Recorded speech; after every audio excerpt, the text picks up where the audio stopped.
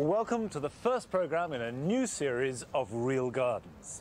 As usual, we're going to be working with a varied group of enthusiastic amateurs and watching their progress week by week.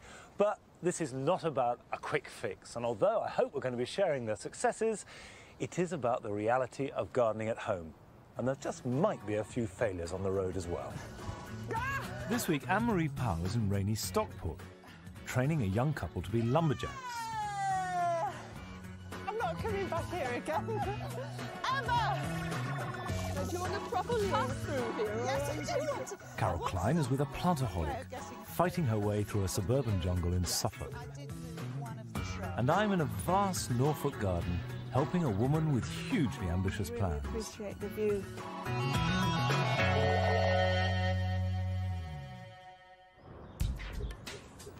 On the outskirts of Stockport is the three-bedroom semi which TV engineer Mike Woodall bought last year together with his fiancée Alison Buckley. They plan to redesign both the house and garden over the course of this summer. The couple grew up on the same street and have known each other all their lives, but they won't live together until they get married next year. And if you think the place looks a mess, you should have seen the garden before they took it over. It's just a jungle. 6 or 7 foot high in weeds. Grass hadn't been mown for 18 months. It was just a complete mess. We want children, and we want quite a few kids. So the garden's got to be practical for that. Alison's a trained chef, so we'd like lots of vegetables, a nice veg patch. Herbs. And colour. That's my main priority at the moment. I just want plenty of colour, massive colour in my garden, happy garden. Their 125-foot patch is going to take more than a bit of mowing. I don't know anything about gardening, not a dicky bird, not a thing, but I'm really, really willing to learn. Who better to take them in hand than Anne-Marie Powell? Yeah, this is a back garden.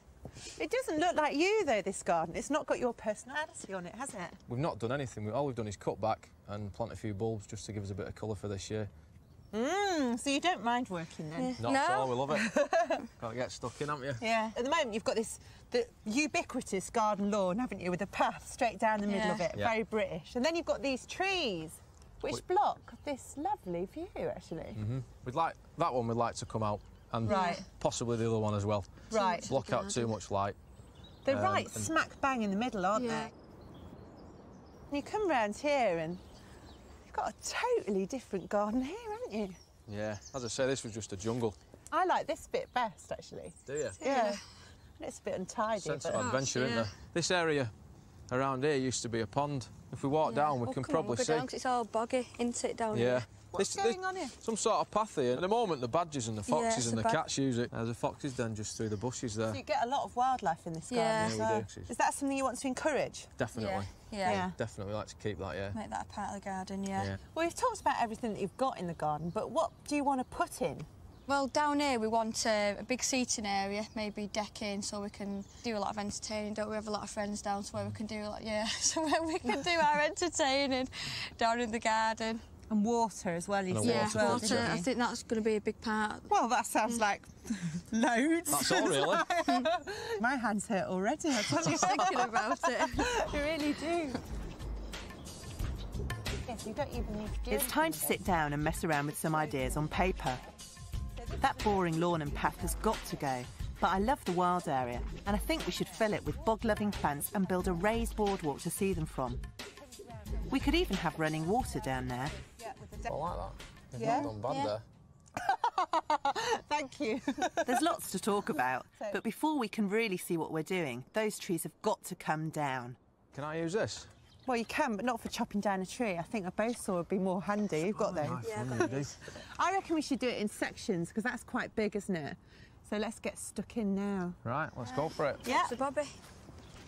The safest way to take this tree down is to lop 2 or 3 of its biggest branches off before tackling the trunk, stopping first to check there's nothing underneath that might get damaged. Do you know what these are? I don't know what it's called, but I know what it looks like. What does it look like?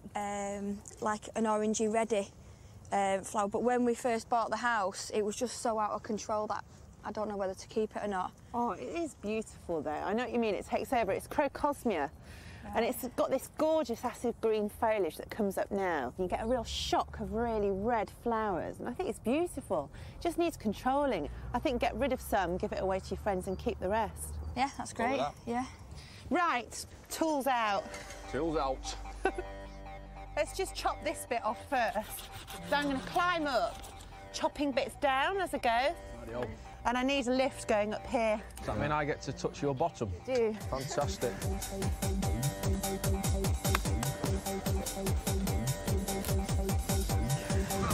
This bit. 1, 2, 3. We're wrapping rope around the first big branch to come down so that I don't have to cut it all the way through.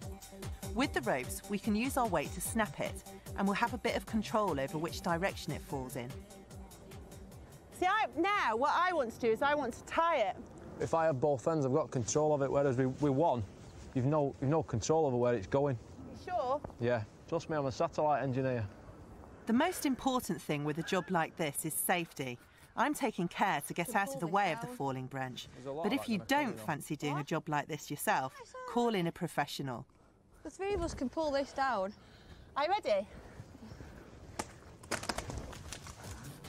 While I'm up the tree, this pruning saw is ideal because it only needs one hand, which means I can use the other one to hold on.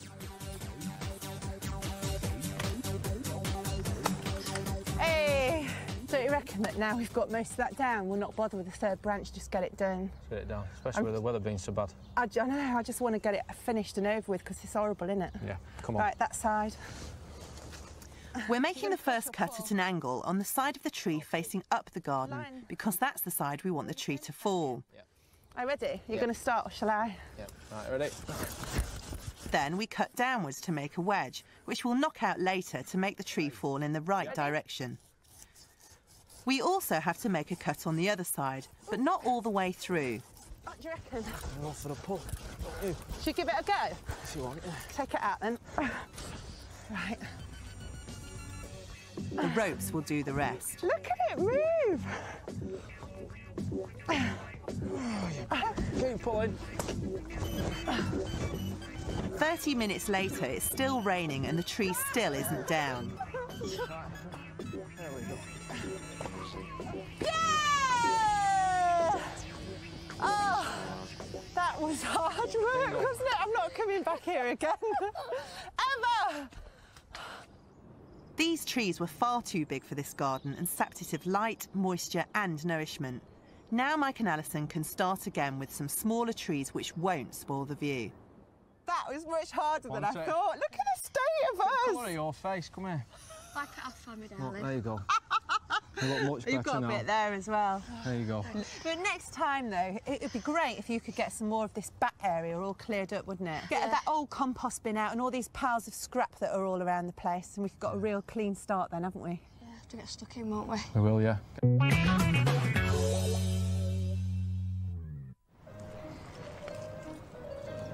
The Jacklin family are all keen gardeners. They live in an old farmhouse surrounded by an enormous 3-acre garden near the north coast of Norfolk. But it wasn't always like this. 5 years ago, the family were living in London, with a garden barely big enough for a scratch game of cricket. Selling up and moving to the country means that they all have much more space, and Bryony has taken full advantage of it, drawing up her own plans and almost single-handedly creating an elaborate family garden. You see, I've always had a bit of a thing about plants. And then I was the plant monitor at school. So technically, if anyone brought in a vase of flowers, then I was to find the jam jar. But we had bindweed growing around the blackboard and horse chestnut seedlings in polystyrene cups and things, and I was told not to do it anymore. Martin used to be a professional musician, but he was attacked by intruders on the doorstep of their London home and is now severely disabled.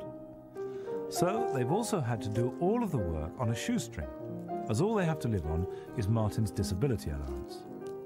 The garden fills a space, I think, in all of us between what we had in London before moving because of being ill, and for the children especially, it's a whole new world for them.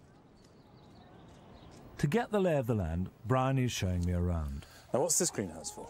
I start the seeds off in there, All the chickens use it for a dust bath. This was All her greenhouses are second-hand, and none of them have any heating, but Bryony still manages to raise almost all the plants for her big new flower beds. I'm sure.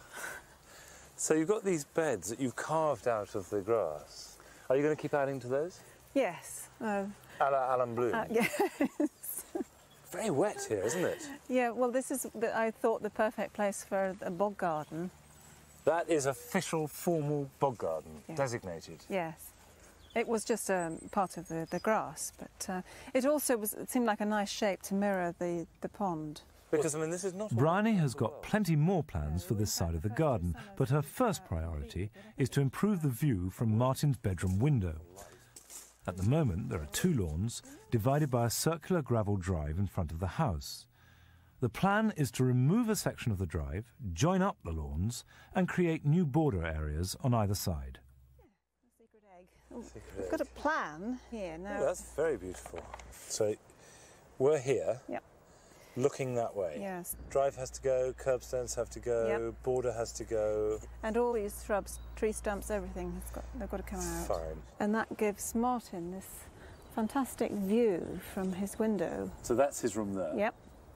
So he can really appreciate the view through even to the top field. Well, that's perfectly possible. What sort of timescale are you looking at? I should think by the end of the day. In your dreams, we will make a start. We'll make a start. And helping us is Bryony's son, Christopher. Are you going to help us? I am indeed. Let's get on with it. We are shifting all the gravel from the area where the new lawn and borders will be, and lifting the curbstone from what was the edge of the drive. Luckily, they don't have deep foundation. Christopher and I can just about lift them out by hand. Meanwhile, Bryony has the less arduous but no less important task of moving all the little plants that have seeded themselves in the gravel. What's the soil like under here? I think we need to have a probe. Pretty nasty stuff, isn't it? It's not a good colour, is it? No, not a good colour, not a good texture either. See, it's got a layer of hogging.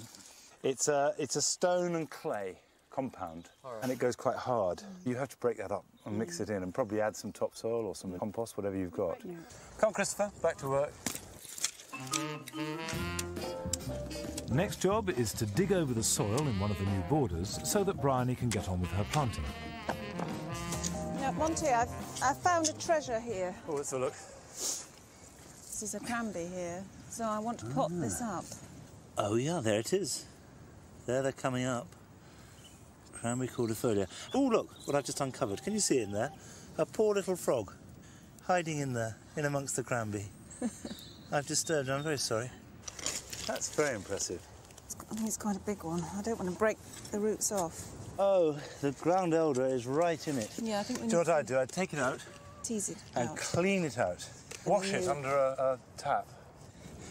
See there, that's the root. And they're whoppers. I mean, it's nicely established, isn't it? But, there you are, look at that. Yeah. That's the enemy. And if you left that in, it would totally swamp it and you'd never get it out. Yeah, sure. That is enough to infest a garden. Ground elder roots will come away easily with a good soaking under the tap, and the best way to get rid of it is to bin it or burn it. Bryony has chosen mushroom compost to work into the new border, as it's cheap and not too rich for her hardy plants which are used to the dry Norfolk soil. I think that if you don't work your soil yourself, you never really understand it at a visceral level. That's one of the reasons I don't like no-dig gardening.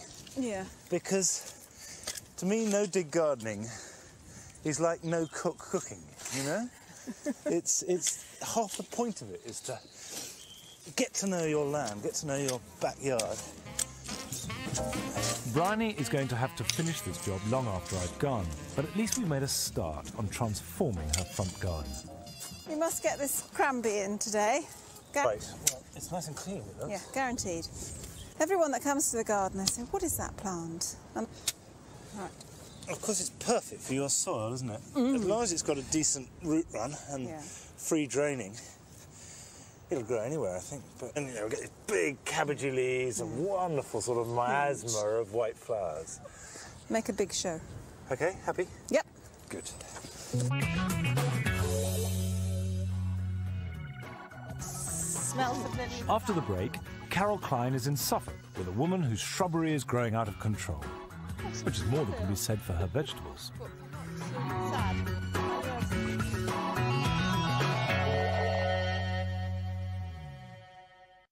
Welcome back. Now, cowslips are one of my favourite plants, and if you're lucky enough to have them in the garden, you can increase your stock really easily. Now, we've got a clump there, and that can be divided. But also, if you look there are little seedlings growing, and some more down here that are perfect size for just digging up and potting on. Just dig them up carefully. And there's just one there, and you can see it's got quite a nice root system there. Stick them in a little pot with a bit of John Innes compost, and put them in a cool place until the autumn, when you can plant them out, about 9-inch spacing, by which time there'll be nice strong plants and will flower next year. And by doing this, you're getting plants for free, you're increasing your stock of plants, and I don't think there's anything more pleasurable in the whole of gardening than propagating from your own stock.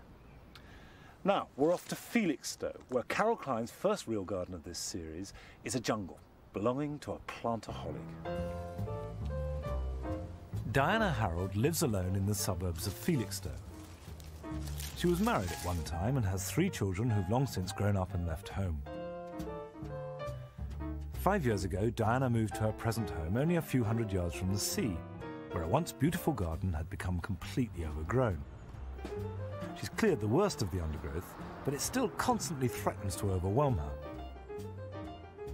Diana retired last year after many happy years teaching at a local school, and now she's got much more time to look after her garden, which surrounds the house on all 4 sides. But she still needs help, clearing the undergrowth, sorting out some of the more modelled planting, and finding a home for the scores of plants which she just can't seem to help buying. If I go out for a jar of coffee, I come back with a jar of coffee and a plant. I just can't leave them alone.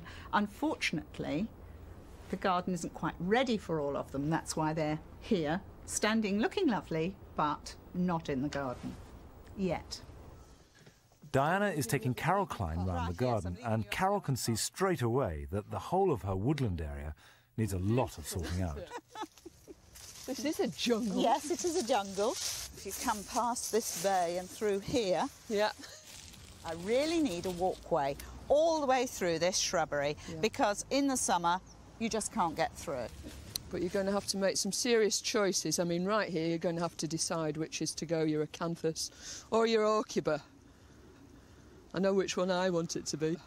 I have got to keep my acanthus because in the summer you can see from the old dead stems that the flowers come right up and they're beautiful. Yeah, absolutely beautiful. So this... Yeah, I don't like it anyway. Yes, has it all got to go? No, we can just give it a really severe chop. A haircut. And then we can get through. Go on, forge ahead. Lovely. And here, got a wonderful clump of snowflake. Oh, yeah. Yes? Yeah, Leucojum aestivum. I'll take your word for it, but I like to call it snowflake. Yeah, why not? It's really beautiful. Look at all these flowers to come. I know, very pretty. I have got another clump further down the garden that needs moving. So where's this? Diana's got lots of lovely plants, but they've all been left to their own devices for so long that a lot of them need cutting back or lifting and dividing.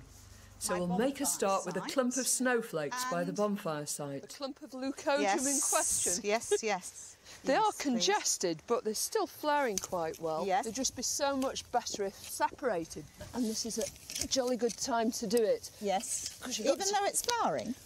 Yeah, I mean, it's a shame because you'll lose the real beauty of the clump, but you've got others, haven't you? Oh, absolutely, yes. And you've got to move these sort of things in the green. Yes. You know, they've got to be in growth. Look at that. I wonder how many are there. Good gracious. Is it all right to take the soil off? Yeah, it's better to take the soil off and expose the individual bulbs. Fantastic fat bulbs. They are. Aren't they beautiful? Yes, that's what happens when you live on a bonfire.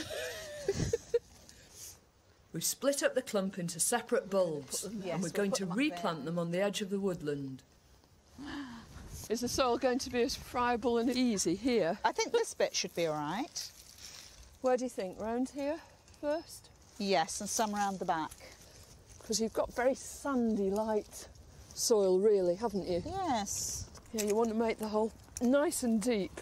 I mean, this plant occurs naturally in the wild, beside rivers and streams. Oh. So it likes quite nice, damp soil, really. They do grow well all over the place. All over the garden they grow beautifully, yes, so we should be okay, as long as I water it in. Water them in and then also retain the moisture with a mulch later on, you know, just mulch them with some good leaf mould or some old compost. Yes. Come on then, going to have a go?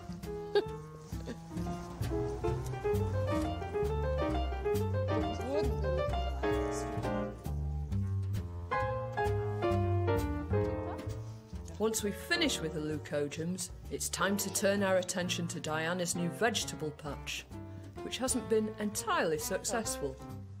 What's happened to your sprouts? Yes. Right.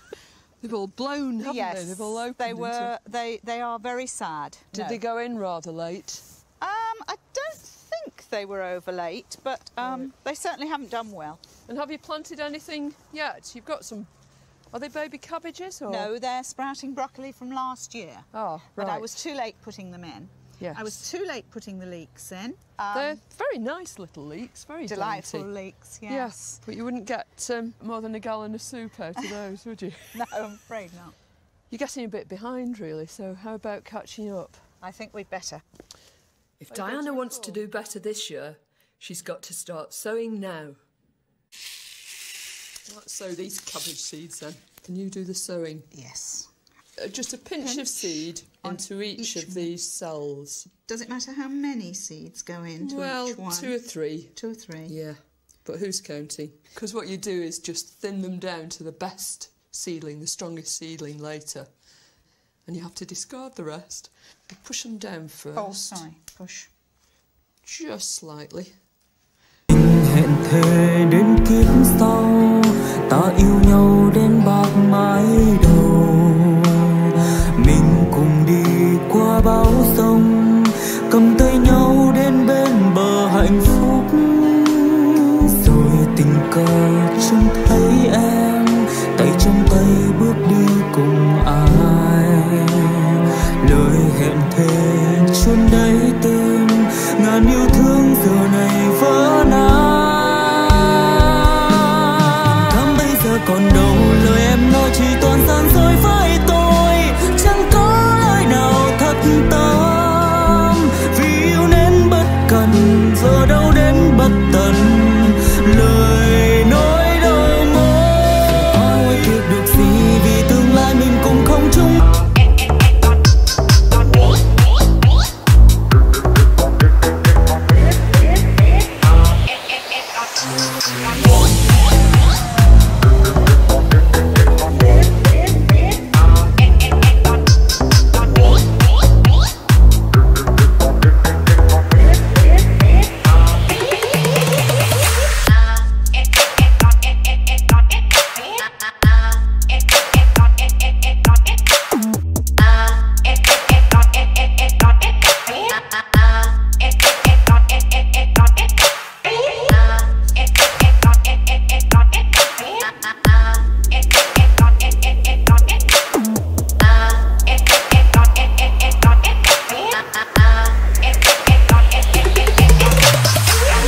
And then just a little bit of the same compost over the top of them. Just a pinch. And then they need to be watered. If you pour some water into the bottom of that tray, because seeds are always better watered from underneath anyway. And when you see the top of the compost is damp, then we'll just pull it out and drain it off for a minute. Right. And then stand it on a nice, cool, very bright windowsill. And the lid? Yeah, plonk the top on, at least until they've germinated. Yeah. And in a few weeks' time, we should be planting these out in the garden. Lovely.